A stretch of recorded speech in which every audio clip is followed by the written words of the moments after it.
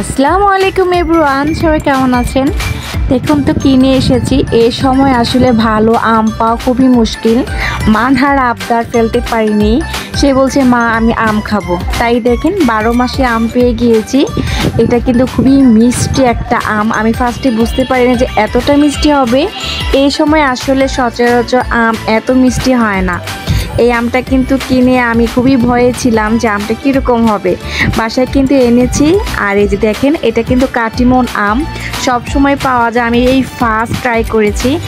অনেক মিষ্টি। আপনারা চাইলে যারা আমার মতো, আমার মেয়ের মতো আম লাভার, তারা কিন্তু কিনে অবশ্যই খেতে পারেন। আসলে বছরের শেষে আম পাওয়াটা খুবই টাফ হয়ে যায়।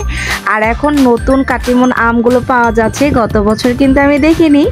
আর মানহা আমি বসে ফলগুলো খাচ্ছিলাম। এক্সাম শেষ করে এসে বাসায় বসে বসে মা মেয়ে ফল খাচ্ছিলাম।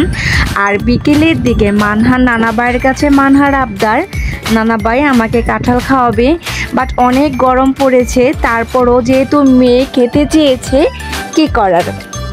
তার নানাবাই আমাদের জন্য কাঁঠালের জন্য গিয়েছে। আর আমরা কিন্তু আম আর নাশপাতি খেয়ে ফেলেছি।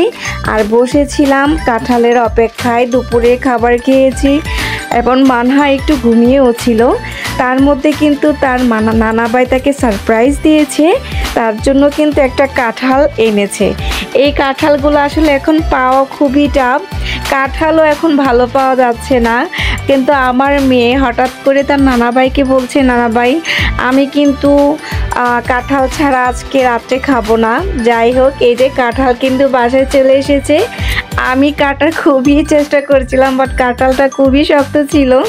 বা দেখে মনে হচ্ছে খুবই ফ্রেশ একদম। এই যে এখানে আঠা আঠা লাগছিল, ফ্রেশ একদম কষ পড়ছিল।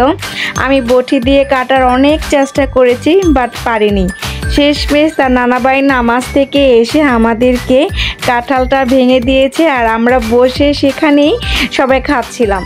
একটা কাঁঠাল যে এতটা মজা হতে পারে তা না খেলে বোঝাতে পারবো না।